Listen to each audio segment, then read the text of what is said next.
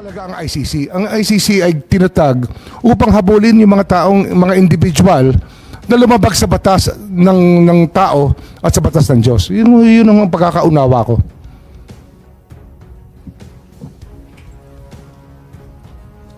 Kung yung ICC may jurisdiction at hindi pa nag-umpisa ng anumang investigasyon nung nakaraang taon, nung Nobyembre, anong ibig sabihin ng presidente nung may pagbabago? Nung sinabi niya na hindi tayo hahadlang pero hindi rin tayo magko-cooperate. Ba't niya sinabi yon? Biglang iba na ang tono, biglang nagbago. Kayo nga nagsabi, dapat talaga nagbabago ang palaisipan ng tao. Ganun po talaga dapat ho. Hindi natin itataga sa bato ang pwede ho maging hindi totoo. Siyempre natututo tayo sa po, habang oo, natataldahan po tayo. Oho. Tama. So, ang ibig sabihin, ang Pangulo nagbago rin ang palaisipan. Marahil po. So, ang sa kanya, may jurisdiction na pala. Hindi ko ho pwedeng sabihin ng state of mind niya. Opo. Pero sinasabi ko lang ho, bilang tao, lahat po tayo pwede magbago ang pag-iisip. Hindi ko naman hinihingi yung state of mind po. Ang tinatanong ko lang, maliwanag naman yung statement na sinabi niya na pwede tayong magpapasok ng ICC sa ating bansa. Pwera lang kapag illegal ang ginagawa. Tama? Hindi ho natin sinasabing imbitado sila rito. Hindi ho natin sinasabi na haharapin natin sila. Ngunit ang tao ho ay labas-pasok sa Pilipinas. Pero At hindi tayo po ay mga being very hospitable people, we welcome all people who want to partake of the beauty of our country. Ayun po yung ating pinag-uusapan dito. Pero hindi po ba yung mas maagang mga statement, yung mga unang statement, talagang hindi daw siya lalahok sa anumang investigasyon. Ngayon, hahayaan lang niya. Tama po. Marahil po, marahil. nagbago. Sabi ko nga ho, Nagbabago naman nga. Nagbabago naman ang pagtingin natin lahat sa buhay.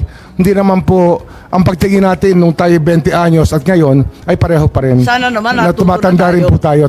Natututo rin po tayo. So do you mean to tell me that after saying 100 times that the ICC has no jurisdiction, the President at the 101st time changed his mind and determined that there was somehow some kind of jurisdiction that allowed them to come here and investigate? I cannot comment on his state of mind when he said that. I don't think it's a question of state of mind, sir. It's statements. His statement would speak for itself. When did the executive then change his mind, given that we are admitting he changed his mind, at least to some degree? Well, I cannot agree to the question, ma'am, is very vague, if you ask me. Hindi, nagbago, di ba? Nung una, sabi niya talagang haharangan niya. Because at I cannot, bawal as dahil I meron said tayong earlier, mga ma'am, korte. I Tapos cannot- biglang sinabi na bukas ang Pilipinas. Kung nag-iimbestiga sila, papasukin. Pwera lang pag may ginagawang illegal o may krimen. Again, I can Malaking say that pagbabago po yun. hindi ko ako pwede magkomento sa state of mind niya. Kung paano ho nag-iisip ang Hindi ko Pangulo, naman hindi pa ako tinatanong kung magkomento. galit, wala naman akong tinatanong kung masaya. Yun ang state of mind. Ang tinatanong ko, dun sa sinabi, hindi ba maliwanag na nag-iba? Sabi ko nga ho, lahat tayo nagbabago ng pag-iisip sa pagdaan po ng panahon. Okay. Tayo po ay natututo naman ng unti-unti at nauunawaan natin ng gusto ang kaya nga. pangyayari sa paligid natin. Kung aaminin natin na nagbago ang pag-iisip, bakit? At kailan nagbago yung pag-iisip natin tungkol sa jurisdiction ng ICC? Bakit? At meron bang dahilan? Baka may alam ang DND, baka may alam ang NSC para maintindihan natin kung saan na tayo ngayon.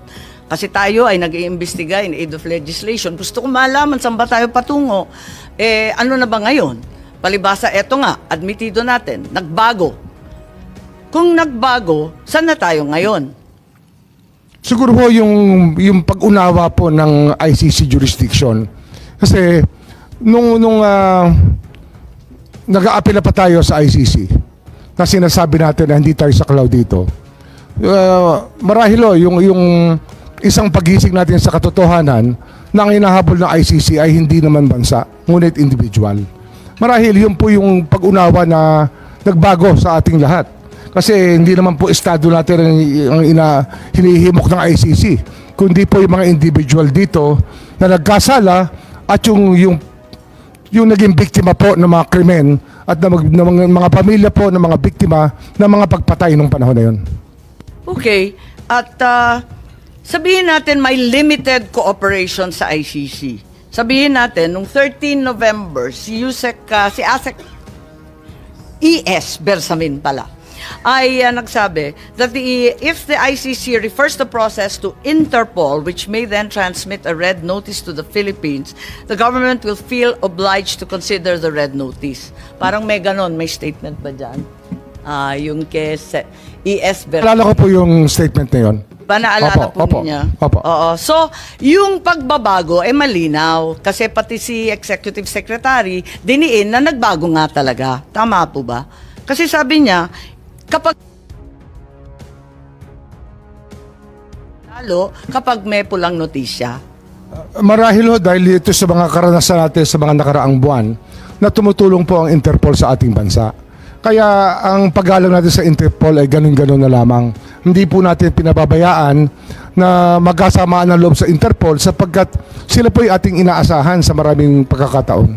Tama, talagang lumalahok tayo at umaasa sa Interpol. Ngayon, nung January, kayo po nagsalita at tatanungin ko kung tama po ba to. At sinabi na the Marcos administration ay uupo kasama na ng ICC. Talagang uupuan na natin to discuss certain areas of cooperation. So, hindi na no cooperation, no blocking, no limit. Tatalakayin ang ibang mga areas kung saan pwede makipagkaisa. Tama ba yun? Hindi ko naalala yung statement. January 2025 po, sinabi ninyo, uupo kayo kasama ng ICC para malaman doon sa kanilang investigasyon ukol sa libo-libong pagpapatay ng drug war ni Presidente Duterte. Sabi mo, ayon sa report, na yung cooperation with an international tribunal ay pinapayagan sa ating batas. At yung ICC representatives have been going in and out of the country without any of us raising anything. January 2025 po. So ano ho yung tanong? Ang sinasabi ko, what happened to the President's statement that the government will not lift a finger? And what happens to your own assertion that there will be no blocking but no cooperation? Ngayon, nakikipagtungo na tayo sa ICC. Hindi, yun po yung sinasabi natin nagiging bukas ang ating isipan, ngunit hindi po natin ginawa. Hindi po tayo nakiupo, hindi tayo nakipag-usap. Yun po yung malinaw sa lahat. Pero handa kayo nun, ngunit hindi natuloy. Ganun po ba? Marahil ho, kung meron hong tutulay, pero wala naman hong tumuloy eh. Kaya wala hong nangyari. Pero meron rin kayong sinabi that the ICC representatives as of January 2025 have been going in and out. Labas-pasok sila sa ating bansa. Hinahayaan lang natin. Hindi ko po hindi ko ho alam yung pagpasok at paglabas nila. Meron po Wala ho akong kaalaman sa pagpasok at paglabas. Marahil sa kanila pag-iimbestiga, labas-pasok sila rito. Ngunit wala akong nagsasabi sa akin na ICC po yung labas-pasok dito. Wala pong akong report sa immigration. Wala po akong report sa ating po mga... Kayo po nagsabi, kaya ako nalaman na may ICC representatives na labas-pasok dito sa ating bansa na hindi tayo umaalma, hindi tayo nagrereklamo. Yun na ang pagkasabi po ninyo.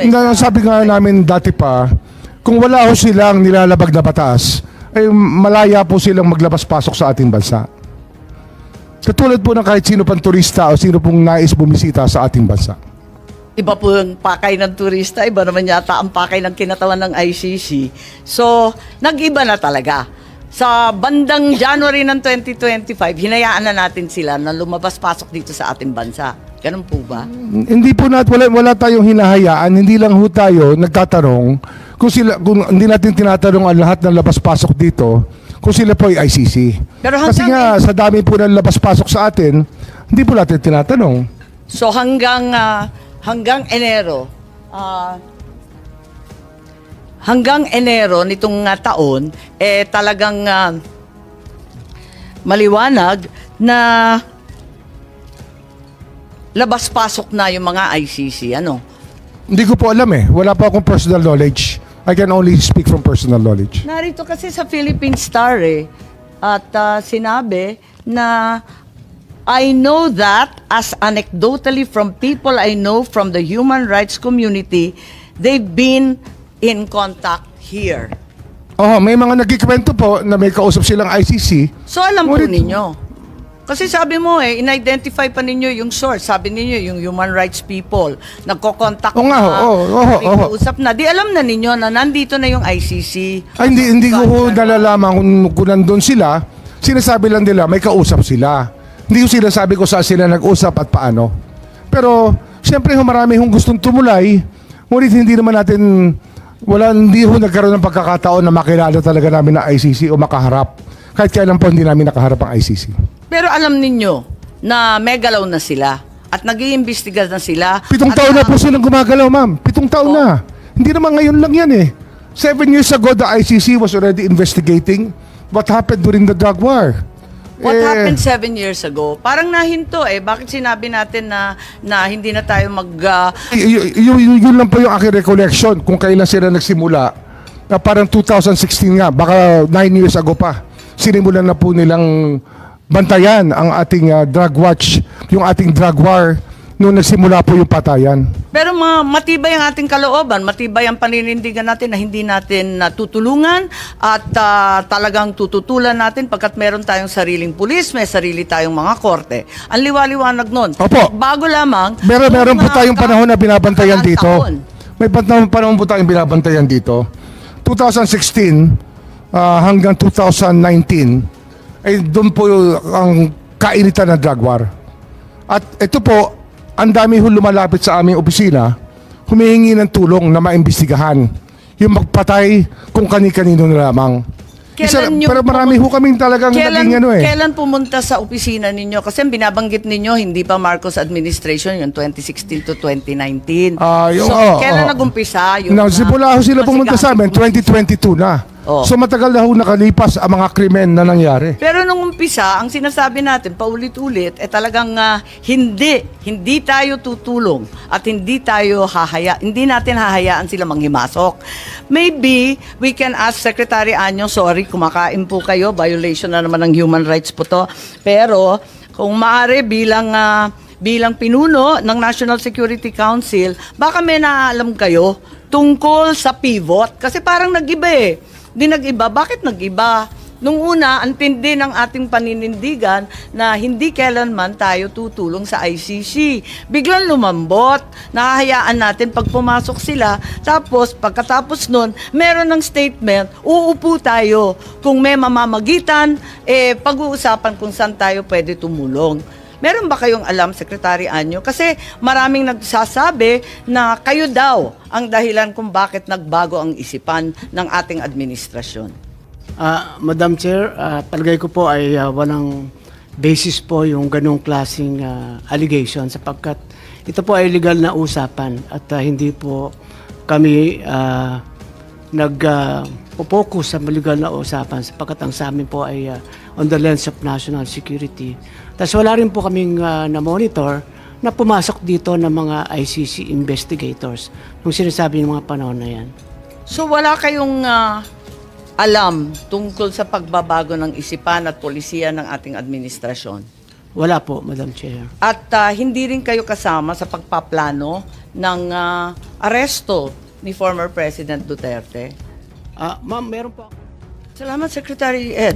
Subalit sa kabila nito, nagsalita po ang ating mahal na Secretary John Vic na ang nagplano po rito, o yung pagkaintindi namin, ang nagplano ay kayo. I would like Secretary to answer that. Anyo, Secretary Gibo Chodoro, at ang pinangalan, ang Chief PNP, General Marbil. Parang 4 yung pinangalanan sa isang interview ng ating Secretary ng DILG. Can I answer that, ma'am? Yes, please, you're recognized. The question was, who planned this? I did not state in any way who planned it. The meeting was of executive privilege. It is a conversation between the president and the ones I mentioned. There was. So what exactly did you say? Ano sinabi po ninyo? They Ang asked me- pagkaintindi namin, itong 4 na pinangalanan ang siyang nagplano. Ma'am, we're already invoking namin. executive privilege in this matter. Yes. We're invoking executive privilege in this Yes, matter. that's fine, but it's Yes. in the interview and it's Yes, ma'am. public. It goes as far as the interview, ma'am. Yes, ma'am. That's Yes, it. I'd like to understand. I think your brother was trying I to did not explain state in any what he way. said in the interview, and I'm happy They asked to hear me it. if I planned it. I said it was not me. There were other people in the room, but we did not discuss any plans of any arrest. Saan nanggaling yung mga pangalan na ito? Ma'am, that again is executive privilege. Ma'am, let Pero me explain, ma'am. nandun- Let me nandun explain sa first, ma'am. interview po eh. Yes, yes, Ang ma'am. liwanag Let eh. me explain first, ma'am. We were discussing rumors of an impending arrival Parang based on hindi yung ganun ang dating sa amin eh. Ang that is pagkaintindi that is namin, the whole apatan truth, ng plano. ma'am. That is we were discussing rumors. Go ahead, ma'am. Patugtog na lang natin para maintindihan ha. What was and who was really on top of this? Kayo ho ba? Because during the press conference of the president, it was you and the president. Yes. So ikaw ho ba nagplano ng lahat ng ito? Hindi naman, hindi naman. It was a group effort. Secretary Chidoro was there, Secretary Anyo was there too, and the President and I. So, hindi naman ako. Ako lang ang natira. stand by that, ma'am. Last man standing doon sa Malacanang. I stand by that. Kasi Secretary Chidoro was working out of his office. Eh napakaliwanag po ng sinabi Yes, ma'am. ninyo. Wala Secretary namang Anyo, of mapakiyaw-kiyaw course, dun his sa specialty is sinabi. intelligence. Yes, ma'am. Patayin na muna natin. Pakaliwanag naman ang sabi ninyo, hindi ako mag-isa kahit ako ang kasama ng presidente nung Yes, nagsalita ma'am. sa press con, hindi ako mag-isa ang nagplano. Isang grupo kami. Tapos pinangalanan mo. No, ma'am. Sinabi ninyo eh. I state, ma'am, again, executive privilege. But, ma'am, Walang executive privilege kasi binunyag na I ninyo sa must TV. state it very clear, as I stated very clear, that there was no mastermind. We were discussing mainly about what the president's statements were in Hong Kong, and it was based all on that statement, ma'am. Sinabi ninyo na hindi kayo mag-isa na nagplano, kundi isang There was no grupo. planning, ma'am. Pero yun ang sabi eh. I said, hindi ako nagplano. Marami May kaming- isang grupo na ang nagplano. we were all talking about a rumor, ma'am, and that was all. Rumor lang yon. Yes, ma'am. Group effort ang sabi mo eh. Ang tanong niya kung ikaw ang nagplano, tapos sabi mo, There was no hindi, planning, group ma'am. effort. There was no planning, ma'am. Anong Earlier, in-effort ng group ma'am, kapag hindi let me plano? make I think that intruding into executive privilege already, ma'am. I think that we please No, I'm respect just our. asking him to explain the media. Yes, ma'am. But media it's already I'm a very thin confining- dividing line between what transpires in a room between I will- cabinet members I will- and a media statement. But there's a very thin dividing line, ma'am. Understood. I hope that we can respect executive privilege. Understood, and the Senate and the Secretary Chodoro is fully aware. Every time there's a need to recess to executive session, I'm happy to do so, and I will do so when necessary. Pero ngayon, sinabi kasi sa TV, paliwanag naman ninyo sa atin kung ano ibig sabihin. Kasi ang sinabi, hindi ako mag-isa na nagplano, may grupo kami. They asked me if I had planned it. Sabi ko, I did not. I did not plan it. I said we were there, and not to skirt, ma'am, executive privilege. It was mainly because of the statements of the former president in Hong Kong that he said, in his words, ma'am, in Hong Kong, that, I think you have a clip, he said that, ang reading ko ay may ICC warrant of arrest na. That was the best of my recollection, ma'am. So anong pinag-group effortan? Anong To discuss the rumor, ma'am. grupo na That, again, ma'am, pinangalanan nyo? as far as I will invoke executive privilege, there was no, you cannot plan on a rumor, ma'am. Kaya nagtataka So, ako, again, bakit ma'am, group effort? Chismis lang naman yun. Chismis nga. Ayun Kaya nga, yun. kung chismis, bakit mag-group effort pa? Tapos pinangalanan mo Ma'am, pa lahat na maraming nagpa-group marites sa effort. mundo to, ma'am. Dabis naman yung marites, dami-daming It marites was a sa amin. discussion of a rumor based on the statement of the president in Hong Kong. Nakakatuwa lang dahil chismis lang pala eh. Bakit sesentensyahan yung tao sa base ng chismis? It was a discussion of a rumor based on the statement of the president in Hong Kong. So you deny that you're part and parcel of the planning and that the other persons you named, hindi rin sila kasali dun sa pagpaplano? Again, ma'am, we were discussing the statement of the former president while he was in Hong Kong, that he said that he said, in his words, ang reading ko ay may warrant of arrest na ako. So that was the only basis of the conversation, ma'am. So ito yung group effort ninyo. Yes, ma'am. Pinagtulong-tulungan ninyo yung isang bahagyang chismis. It was, ma'am, all of that is, again, the statement of the former president, not ours. Okay, so walang kinalaman to. Pero para lamang sa kaprasong chismis, magtitipon-tipon pa yung mga sekretary ng gabinete. Nakakatuwa naman. Call it what you may, ma'am. Walang magawa. Opo, anyway, nabanggit na paulit-ulit itong Interpol, ano? At nabanggit na ng SOJ. At Ma'am, alam naman natin. ma'am, Yes if po. I may, since Yes, Secretary our name Chodoro, was, please. Kasi kasali kayo eh. alluded to, the Department of National Defense and the Armed Forces of the Philippines has no law enforcement mandate. Our sole mandate is to give support to the Philippine National Police when it is asked for. And therefore, such ends our jurisdiction. The operation is clearly a law enforcement one, and the Philippine National Police has the power to ask the armed forces to assist.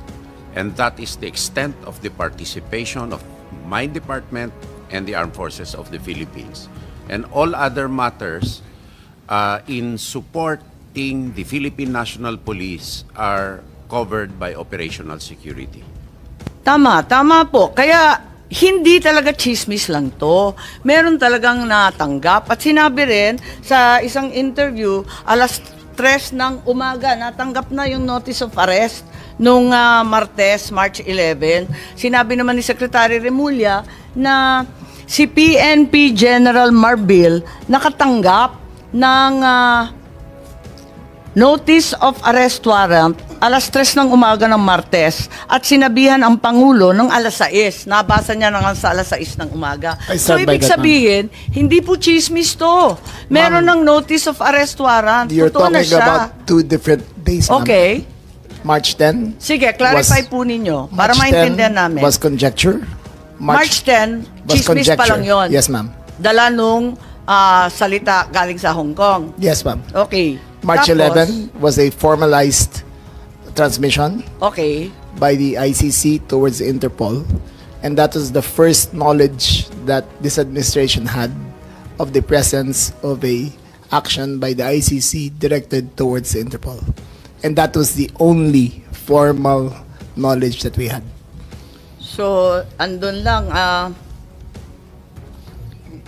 So, ang ibig sabihin, ang gobyerno hindi tumulong sa ICC sa application ng warrant. Nagulat kayo na dumating na lang yung dokumento. Yes, ma'am.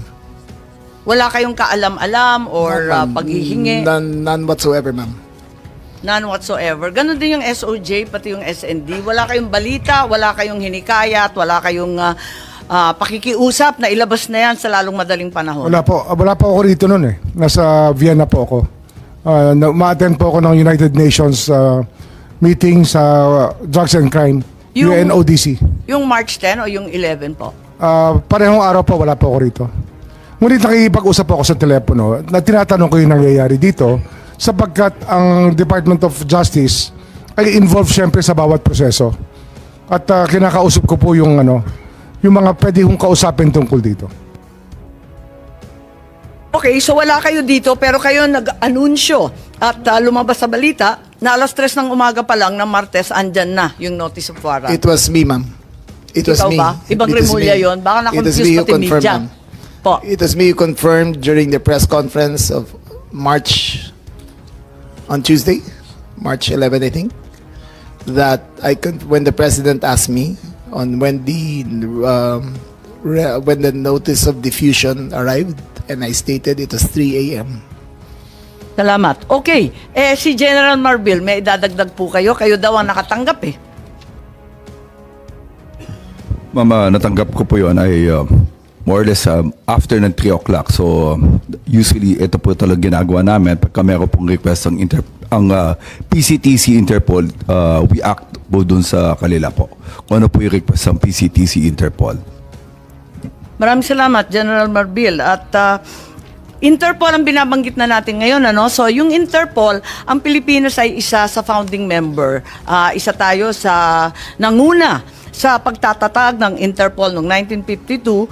Interpol's purpose is to facilitate cooperation and assist member nations, no? So crime information sharing, investigative support, specialized training, transnational crimes in particular are the focus of this agency, and this comprise terrorism, cybercrime, organized crime, financial crime, and anti-corruption.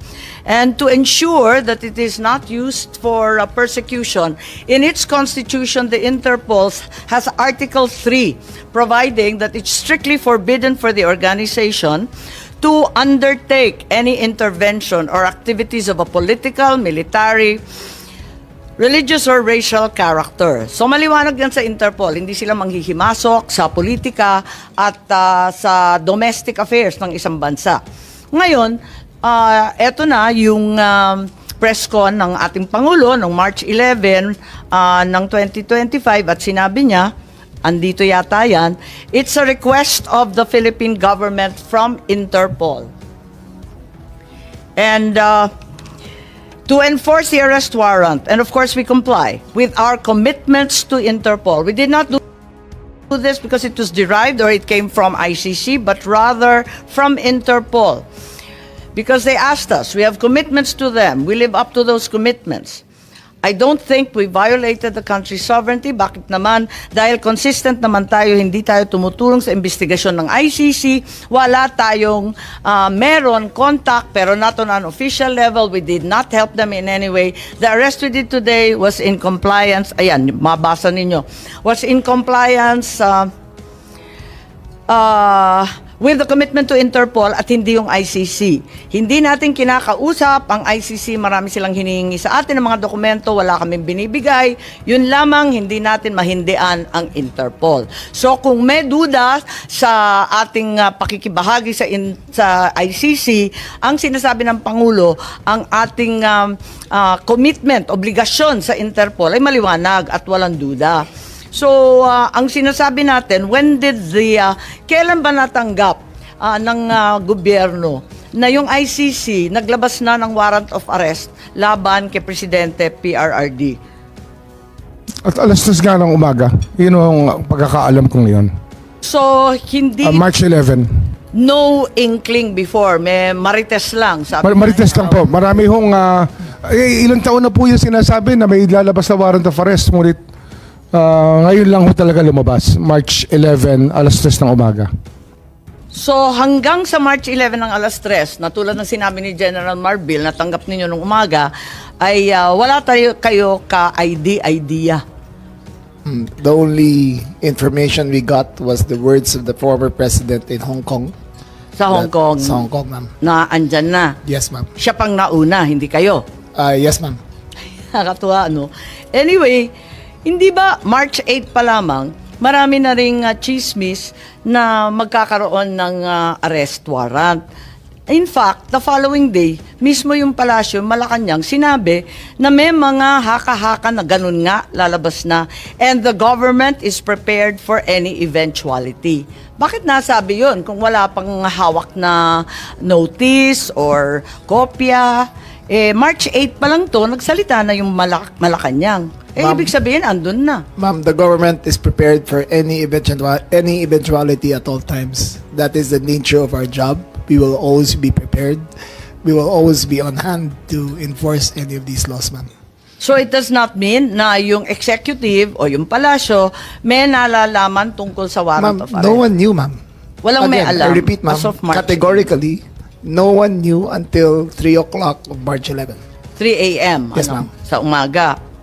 Nung March 9, ang ating USEC sa PCO sabi, if Interpol hihingi ng assistance galing sa gobyerno, tutulungan.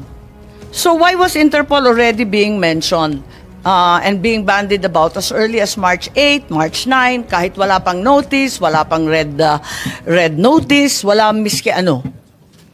Ma'am, maybe in context, sabi ko nga, marami ho naging pagkakataon na tumulong po Interpol sa atin, kaya hindi natin nalilimutan. Isang example po dyan ay yung paghuli po kay Alice Go sa Indonesia, at marami pa ho mga ibang pagkakataon na tumulong po Interpol sa atin. ba't alam na ng palasyo that Interpol will be involved if at that time there was no confirmation or receipt of any warrant? Bakit nagsasalita na ang palasyo, nagsasalita na yung PCO, sinasabi na huwag kayo mag-alala, handa tayo sa anumang mangyari? Bakit nagre-reassure na ang palasyo? Ano ho kasi yan? Parang pinapanakas Ang mekanismo po kasi ng International Tribunal, katulad po ng ICC, ay lumapit po sa Interpol upang ipamahagi o upang iserve ang warrant kasi wala po sila sariling kapulisan ang ICC. So, Kaya alam na umaasa ninyo- rin po sila sa Interpol. Tama. So, ang executive, alam na ninyo na ang Interpol ang gagamitin. Hindi sa wala Ay, tayong ano ho alam. yun eh, logical lang po yun. Pero- It's logic that Interpol will be the one used as they were the ones used in the past already. Alam naman natin na gagamitin ng Interpol, pero hindi naman laging Interpol ang ginagamit ng ICC. Hindi ko po alam yung iba. Paano natin Ang alam alam? ko lang ho, Interpol talaga. Ang alam natin, iba-iba, di ba, sa history ng ICC. Kaya nagtataka ako, ba't ang aga-aga, March 8, alam na natin Interpol ang magbibigay ng warrant. Marahil ho kasi ang Interpol may opisina rin po sila sa sa Paris tsaka sa Hague. Kaya nag-uusap-usap po lahat 'yan. Yung Eurojust, Europol, ICC, ICJ, isang lugar lang po 'yan sa The Hague. Po, alam natin, pero iba-ibang pamamaraan ang ginagamit ng ICC para hulihin, dakipin, at mag-serve ng warrant. Di- So, ang sinasabi natin, siguro sina General Marbil, pagkat sila naman ang nakatanggap nito, walang contact or coordination sa ICC or Interpol bago March 11. Bago March 11, yung alas 3 ng umaga, na sinasabi po ninyo, talagang wala kayong ka-idea, walang notice, walang timbre, walang tawag, walang kaalam-alam ang Pilipinas tungkol dito. Ma'am, can I answer that, ma'am? Si General Marbil ang tinatanong po. Okay, ma'am. Pwede kayong magdagdag, mamya.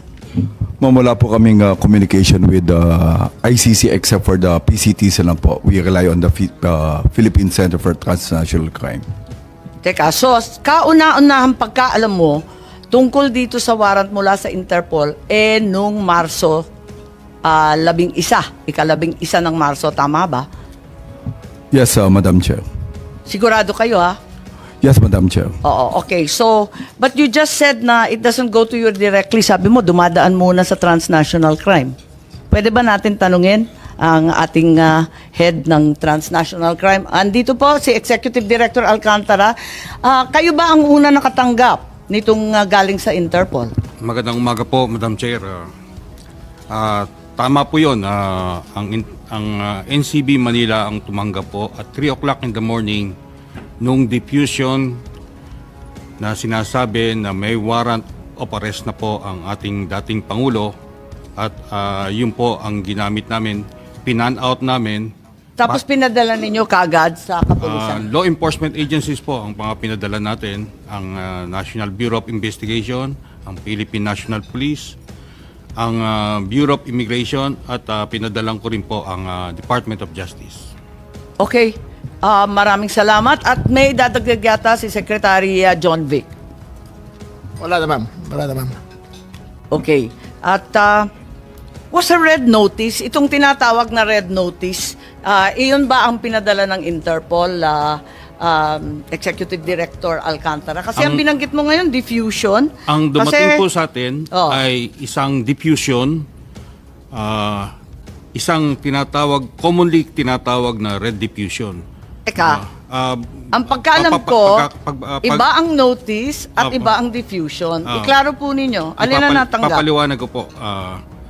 Ipapaliwanag ko po. Ang red notice po ay a request for international police cooperation that has been applied for by a member country or entity that are distributed to every member of the organization. Opo, alam natin yon. Okay Pero po. ang sabi kanina, red notice ang natanggap. Ngayon ang sinasabi mo, hindi red notice, kundi diffusion lamang. Tama po. Alin ba talaga? diffusion po. Walang red notice. Nagkakaroon po ang general public or everybody ng Pero alam natin confusion. na hindi magkapareho yun. Pero it's equivalent po to a red notice. Hindi po. Ang red Mas alam ninyo ito sa akin. Opo, Ang opo. diffusion po, hindi red notice. Hindi Tingnan po, lang hindi natin po, ang hindi nga po. website. Ang diffusion po is a request for international police cooperation that is coming from an entity or another member country that is directed to another member country or Tama, several oo. countries. Yun po ang pagkakaiba. Sa member to member, Opo. it's an unverified report requesting for information, humihingi lang, nakikipakilang sa kapwa member na kung maaari, tulungan ninyo kami. Pero hindi siya verified, hindi siya dumadaan sa kanilang commissioner, hindi siya pinopost sa website katulad ng red notice. But Tama po it ba? went through the police of the organization's police database. Pumasok din po yon sa database. Pumasok sa database for unverified. Maliwanag Oo. siya, di ba? Papaliwanag Di ba ganon? po na- So, hindi po red notice ang natanggap, tama? Diffusion po. A red Diffusion. And more technical po, it's a wanted person diffusion. Tama. More technical. So, walang red notice. Kapag walang pag-diffusion lang, ang pagkaintindi natin, humingi lang ng impormasyon, di ba? Hindi po. Meron po tinatawag na red diffusion, blue diffusion. Oo, maraming kulay yun eh. Yung sinasabi po niyo na humihingi lang ng impormasyon is blue diffusion. Okay, Information. may kulay ba ito? Yung Eh, pinadala sa atin, anong kulay ng diffusion? Ito po ay wanted person diffusion. So, walang red notice. Hindi po siya red notice. Nakatanggap pa tayo ng red notice at any point? Itong pong wanted person diffusion na to, pagpasok po sa Interpol sa Leon, pa-process po ng notices and diffusion. Opo, alam po natin Okay. yon. Alam natin yung procedure. Ang kasunod po Madalas nun, na natin ginawa yan eh. Kasunod po nun, mag-i-issue sila ng red notice. But this Teka. time, dahil po may urgency, they decided na it will go through by So lumundag na diffusion. tayo mula sa diffusion, hindi man lang na-confirm, hindi man lang napagtibayan, hindi man lang nadaan sa commissioner nila, hindi man lang nailagay sa website o naging opisyal, lumundag na po tayo. Sa diffusion pa lang yan mo. Hindi, kasi inaamin ninyo, wala namang red notice kailanman. It is our job to find it out immediately, disseminate immediately, because the nature of the diffusion is... Bakit si Congressman Arnie Teves may red notice na, hindi pa natin nagagawa ng paraan? Hindi ko po masagot. Ma'am, yung kay Arnie Teves, kaya ho siya nahuli sa East Timor ay dahil sa red notice. Yun ang Yes. dahilan. Oo, klaro po yun, yung red notice. Kaya nga, ang pagkaintindi namin, red notice din ang sinasabi. Ngayon, lumalabas na wala kailanman na lumabas na red notice mula sa Interpol, kundi diffusion lamang. Baka dahil ho sa panahon, kasi mabilis po ang pagganap ng lahat, yung mga pangyayari. Mabilis po nangyari. Kaya marahil, sa ordinaryong pagkakataon, nandyan po ang red notice. Dito, wala akong pagkakataon marahil. Madam Chair, gusto So, ko... ibig sabihin, ang katotohanan, walang red notice. Mag-ingat po kayo, you're under oath, makokontempt po tayo. Dahil pagbibigyan natin, kasi sabi, red notice, yung pala, hindi red notice, nasa diffusion na po. There was no red notice and what was issued was merely a diffusion.